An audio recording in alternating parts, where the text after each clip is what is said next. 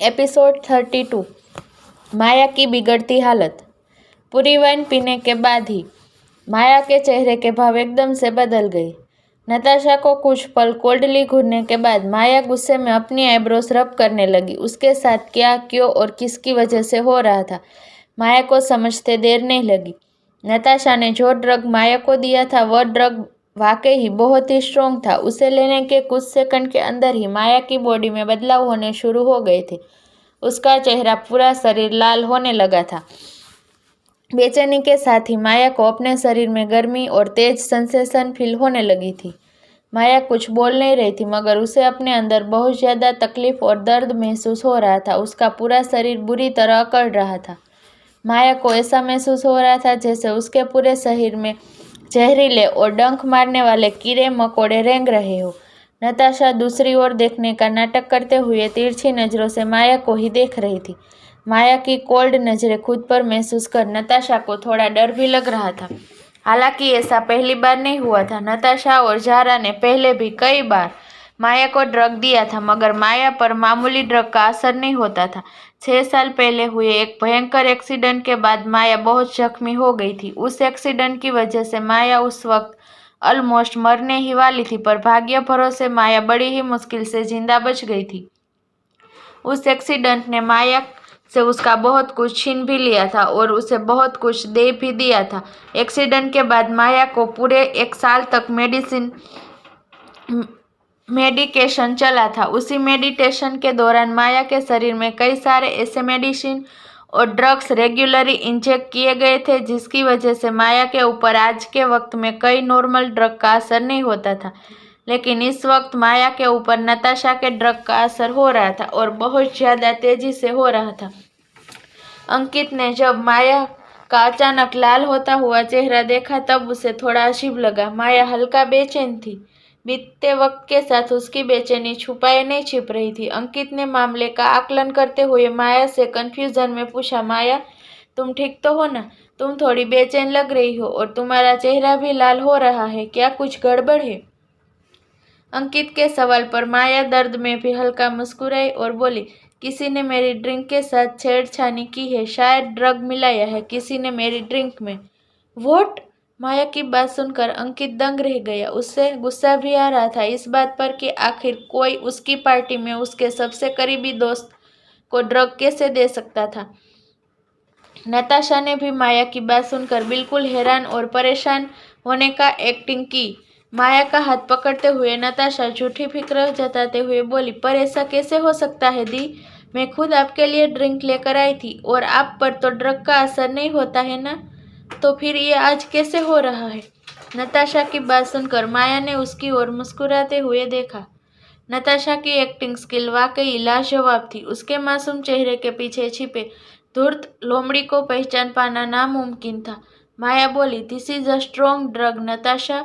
माया और नताशा की बात बीच में काटते हुए अंकित बोला, माया, तुम पहले रूम में चलो, मैं डॉक्टर को कॉल करता हूँ और सीसीटीवी फुटेज चेक करके पता लगवाता हूँ इन सब के पीछे किसका हाथ है।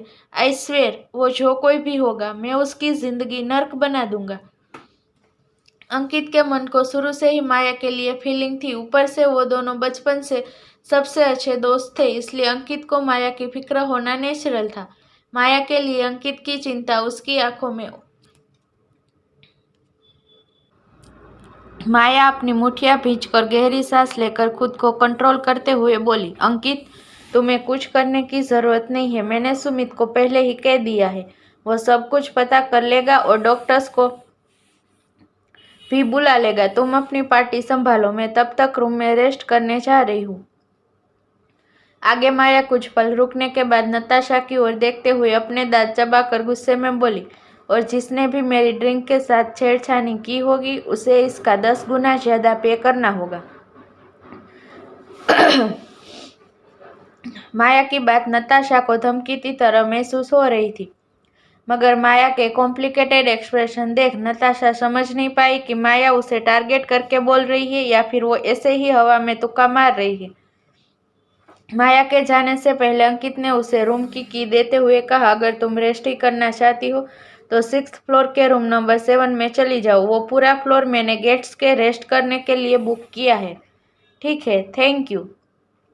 माया जब वहां से जाने लगी तो नताशा ने झूठी फिक्र दिखाते हुए उसके साथ चलने की जिद की, मगर माया ने उसे अपने साथ जाने से साफ इनकार कर दिया। माया के जाने के बाद अंकित बाकी गेस्ट को अटेंड करने चला गया।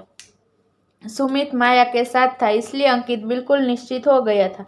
उधर पुल के एक साइड जाकर नताशा ने अपने फोन से किसी को जल्दी से मैसेज किया, 6th फ्लोर के रूम नंबर 7 में चले जाओ, माया आपको वहीं मिल जाएगी। आपको उसके साथ जो करना है करो, मुझे फर्क नहीं पड़ता, बस मुझे कल माया उस रूम में ऐसी हालत में चाहिए जिसे देखकर दादाजी को उससे घिन आने लगे।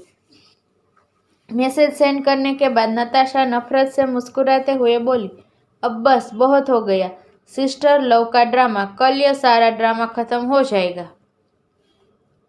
नताशा अपनी जीत की खुशी मना ही रही थी कि तभी कोई अचानक से उसका हाथ पकड़कर उसे खींचते हुए एक कोने में ले गया। नताशा कुछ रिएक्ट कर पाती उससे पहले ही उस इंसान ने उसकी गर्दन में एक इंजेक्शन इंजेक्ट किया, जिससे नताशा बेहोश होकर नीचे गिर गई। दूसरी तरफ माया रिजॉर्ट के अंदर आई। ड्रग के बढ़ते असर की वजह से उसके कदम हल्के लड़खड़ाने लगे थे, उसकी आंखें भी धुंधली हो चली थी। माया खुद को संभालते हुए एलिवेटर में गई। एलिवेटर के वॉल से टिक कर माया अपनी आंखें बंद कर हाँफते हुए लंबी गहरी सांसें लेने लगी। उसकी बॉडी हीट और तकलीफ हर बीतते वक्त के साथ बढ़ती ही जा रही थी। एलिवेटर का डोर ओपन होते ही माया बाहर निकली। तभी किसी बड़े हाथ ने उसकी कलाई पकड़ ली। माया रुक गई। ड्रग का असर माया पर तेजी से जरूर चढ़ रहा था, मगर माया ने अपना होश अभी तक पूरी तरह से नहीं खोया था। माया ने पलटकर अपने पीछे देखा। उसका हाथ पकड़ने वाला इंसान रोहित था। रोहित को देखते ही माया की हल्की नशे में डूबी आंखें सर्द हो गई। माया ने झटके से रोहित से अपना हाथ छुड़ाते हुए गुस्से में दांत पीसकर पूछा, what the hell you are doing here mister Kashyap? Maya के सवाल का जवाब देने के बजाय रोहित ने माया को ऊपर से नीचे तक घूरते हुए बिना भाव के पूछा, मैंने सुना है किसी ने तुम्हें ड्रग दिया है। हाँ दिया है तो? माया की अकड़ और गुस्से से भरा जवाब सुनकर रोहित ने एक लंबी सांस छोड़ी। इतनी तकलीफ और दर्द के बावजूद माया उसके सामने ऐसे बिहेव कर रही थी जैसे उसे कुछ नहीं हुआ हो। रोहित माया के गाल पर हाथ रखते हुए प्यार से बोला, माया 2 मिनट के लिए पुरानी बातों को भूल जाओ, तुम्हें अभी मेरी ज़रूरत है, प्लीज़ मुझे अपनी हेल्प करने दो। रोहित की बात सुनकर माया की हल्की लाल आंखें गुस्से से सुर्ख लाल हो गई। माया ने दोबारा गुस्से में रोहित का हाथ खुद से दूर झटक दिया और गुस्से में दांत किटकिटाते हुए कहा, just get lost from here, मुझे किसी की भी ज़रूरत नहीं है। इतना कहकर माया सीधे अपने रूम की तरफ चली गई। माया के जाने के बाद अक्षय ने रोहित की ओर देखा, जो अब भी परेशानी में अपना माथा रब करते हुए माया की जाती हुई पीठ को देख रहा था। माया इस दुनिया की एकलौती लड़की थी जो रोहित कश्यप से इतनी बेरुखी और अकड़ में बात कर सकती थी। माया के अलावा इतनी हिम्मत किसी में भी नहीं थी। माया से इतना सब सुनने के बावजूद रोहित ने ठंडे लहजे में अक्षय से कहा, जल्दी से डॉक्टर को यहाँ आने को कहो। Yes boss. अक्षय डॉक्टर को कॉल करने के लिए साइड चला गया। माया के रूम की ओर अपनी कदम बढ़ाते हुए रोहित परेशानी में खुद से बोला, मेरी जिद्दी माया, तुम इतनी जिद्दी क्यों हो? जिस चीज़ में मेरी कोई गलती भी नहीं है उसकी वजह से तुम अब तक मुझसे नाराज़ हो। रोहित माया के रूम के बाहर आकर रुका। उसने रूम का डोर नॉक करते हुए माया से कहा, माया स्वीटहार्ट, ओपन द डोर, मैंने डॉक्टर्स को बुलाया है, प्लीज़ डोर ओपन करो। उधर रूम के अंदर डोर से टिक कर खड़ी माया ने रोहित की बात सुनी, मगर उसने कुछ रिएक्ट नहीं किया। हर बीतते सेकंड के साथ उसकी हालत बिगड़ती ही जा रही थी, पर इसके बावजूद माया की आंखें बंद किए खुद से इमोशन को काबू करने की पूरी कोशिश कर रही थी। उसका पूरा चेहरा और शरीर पसीने से लथपथ हो चुका था।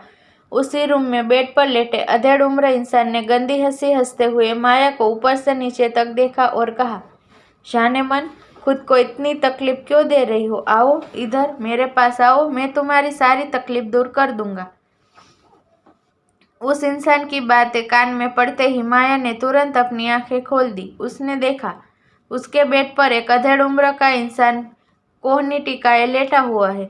उस इंसान को देखते ही माया ने गुस्से में अपना जबड़ा भींच लिया। वह इंसान एक्चुअल में नताशा का मामा था, महेश वर्मा। महेश बेड से उतरकर माया के करीब आने लगा। महेश की आहट महसूस कर माया फ्रस्ट्रेशन से अपना माथा रगड़ते हुए बुदबुदाई, बस अब तुम्हारी ही कमी रह गई थी। महेश माया के बिल्कुल करीब सामने आकर खड़ा हो गया था। माया धीरे धीरे आउट ऑफ कंट्रोल होती जा रही थी। ड्रग का असर अब उसके सर चढ़कर बोलने लगा था। महेश ने माया को छूने के लिए अपना हाथ आगे बढ़ाया, तभी माया ने उसका हाथ पकड़कर सीधे मरोड़ दिया। महेश कुछ रिएक्ट कर पाता उससे पहले ही माया ने उसकी गर्दन में हाथ डालकर और उसका सर बेरहमी से दीवार में दे मारा। महेश दर्द से बिलबिला उठा। उसे समझ नहीं आ रहा था इतने स्ट्रॉन्ग ड्रग के हाई डोज के बावजूद माया में इतनी ताकत कहाँ से आई। माया ने महेश को गर्दन से पकड़कर दीवार के सहारे जमीन से 5 फीट ऊपर लटका दिया। माया की जानलेवा लाल आंखें देखकर महेश डर से मारे कांपने लगा। माया ने सर्द लहजे में महेश का गर्दन दबाते हुए कहा, मेरी तकलीफ दूर करेगा तू? चल मैं तुझे तकलीफ का असल मतलब बताती हूँ। माया को गला दबाने से महेश का गला बुरी तरह घुटने लगा था। महेश को कुछ ही सेकंड में ऐसा महसूस होने लगा जैसे जल्द ही उसकी आत्मा उसके शरीर छोड़ देगी। आगे क्या होगा महेश के साथ जानने के लिए सुनते रहिए द डेविल्स होलो लव।